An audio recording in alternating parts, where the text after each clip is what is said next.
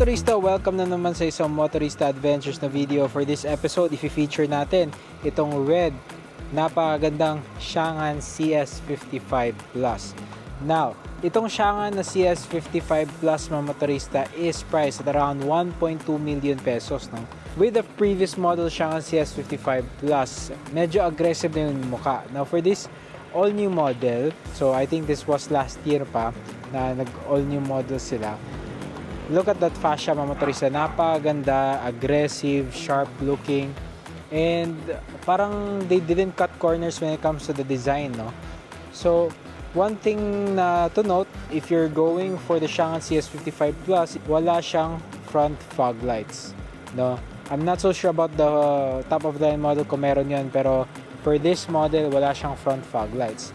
Now, what can you see here? As you can see, dito sa ating Changan CS55 Plus, no, you have bi-beam LED headlights. Kita mo din na LED na yung turn signal lights natin, di ba?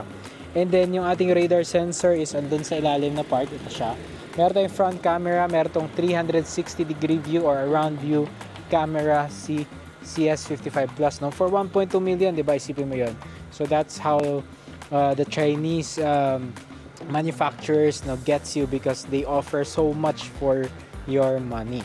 So, dito naman tayo sa ating wheels and tires. Nakalagay dito is GT Comfort F50. No? Yung tire size pala ni CS55 Plus is 225 by 55 R19. Naka McPherson struts tayo dito sa wrap and ventilated disc brake siya. Now, meron tayong mga plastic body cladding here, no? Just like any other crossover SUV. And what I really like are the design, no? So, especially this the side mirrors, they look premium, they don't look cheap at all mga motorista, no?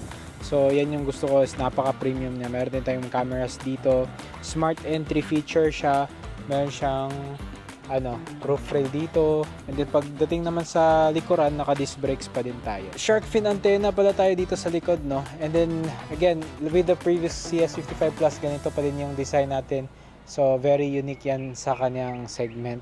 And kita nyo din, meron tayong defogger, wiper, and tignan nyo naman yung ating mga taillights, no? Napakaganda, LED frosted type. Yung signal lights natin is bulb type pa siya. We got 1, 2, 3 sensors dito sa likod and a rear fog light. So napaka-sporty ng rear fog light niya.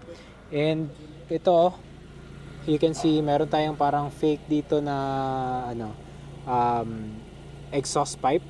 So ito yung exhaust natin on both sides. So dual tip exhaust din siya pero hindi lang pinapakita. Okay, andun siya sa ilalim. And then naka multi-link independent suspension tayo dito sa likuran. Now for the CS55 Plus, I think it's only offered as a front wheel drive. Okay mga motorista, ito yung engine ng ating CS55 Plus. This is a 1.5 liter direct injection engine. You can see na meron tayong nagtitik. Because again, it's a direct injection engine. Nakalagay blue core dito. So ito yung engine niya. One thing to note, it is a turbocharged engine, yung ating CS55, no? So yung power figures ilalagay ko na kasi hindi unfamiliar ako sa power ng ating CS55 Plus, no? So malayo-layo na natakbo ng ating CS55 Plus. So you can definitely call it reliable yung ating engine. So ngayon, sarado natin yung hood, punta tayo sa loob, tignan natin kung gaano kaganda yung interior nito.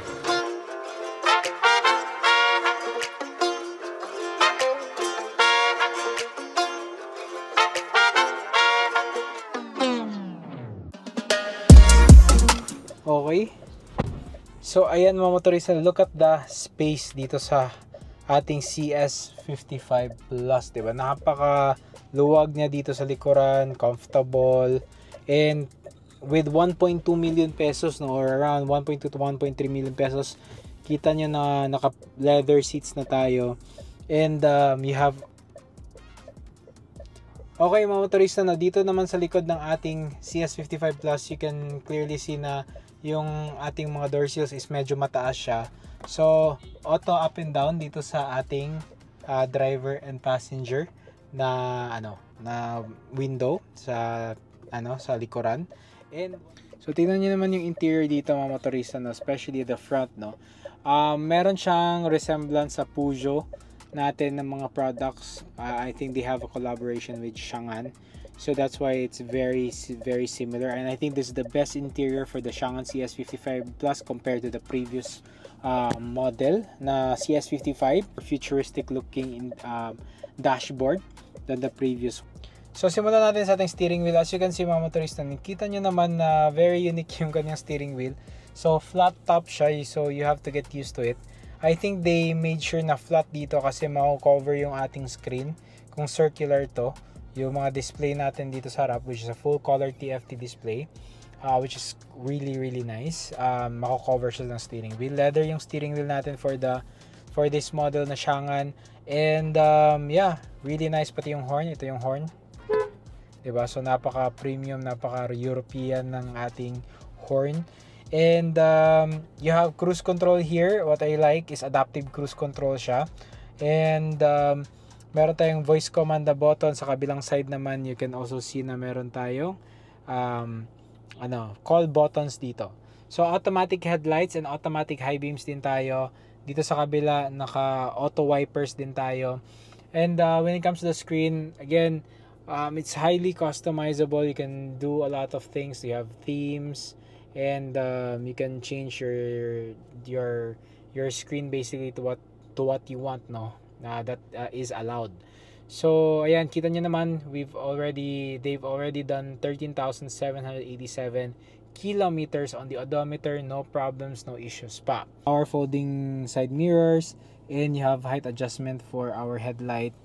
And dito naman sa as you can see, kitang-kita ninyo kung gaano kaganda yung ating 360 camera mga motorista, no? So you have this 3D also na mode, so you can see the Changan CS55, pati yung interior mga motorista, kitang-kita mo dyan, diba? So it's really quite nice. So mostly yung operation talaga niya is dito sa screen natin. Yung AC lang natin, yung kagandahan is meron tayong fan speed up or down dito, so AC on and off, auto mode, recirculation, andito siya, so it's a physical button.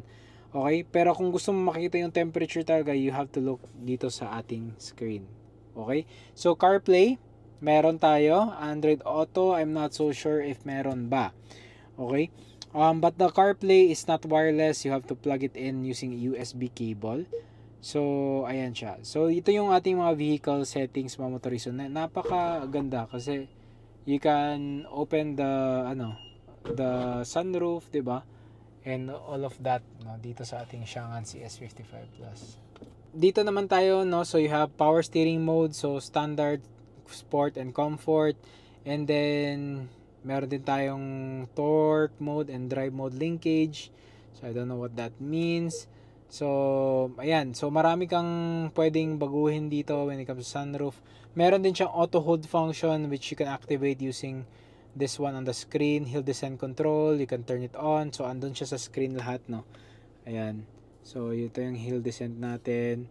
And then ESC system, 'di ba? So daming pwede mong ito yung mga safety niya, forward collision warning and automatic emergency braking.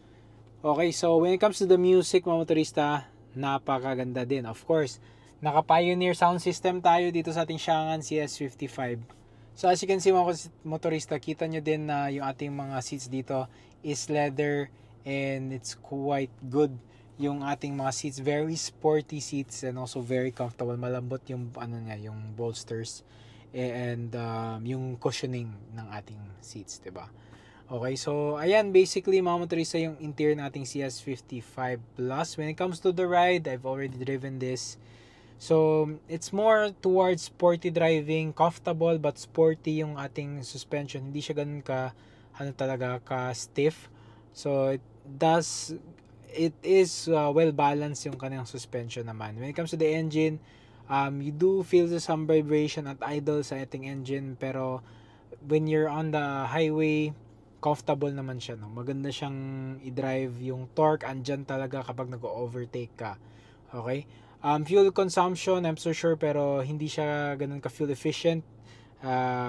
Basing on what I've driven this one. So, okay lang, pero it could be better, di ba? So, that's the thing with this turbocharged engine. Medyo magastos talaga siya sa gas. Right? So, ayan mga motorista yung ating Changan CS55 Plus. Of course, nakalimutan kong ipakita sa inyo na LED din yung ating dome lights. So, solid yung build nitong CS55 Plus and I almost forgot. I almost forgot mga motorista na itong part na to. So, kita nyo na meron tayong button here. Electronic yung ating shifter. So, napaka-futuristic niyang tignan. Parang Benz. You have your buttons for the 360 camera. Meron din tayong DVR. So, pwede mong i-review yan, di ba? So, we have Eco, Normal, and Sport modes. Ayan. And then, yung ating electronic parking brake. You have mga lalagyan dito. And yung ating glove compartment. And yung ating compartment here, mga motorista, is napakalaki. And meron pa tayo dito sa ilalim na part. Okay? So, for the price itself, no, definitely a really good value for the money. Okay? So, again, the best, the most futuristic interior. It's not so outlandish yung kanyang pagka-design, no? So, it's quite modern yung design nito. Okay? So, ayan mga motorista yung ating Changan CS55 Plus. What do you think? Let me know down sa ating comments. And as always, mga motorista, hit the thumbs up, subscribe, click that notification bell for more videos in the channel. Maraming salamat sa pagpanood ng ating walk-around review sa ating Changan CS55 Plus. And I hope to see you soon or on our next episode.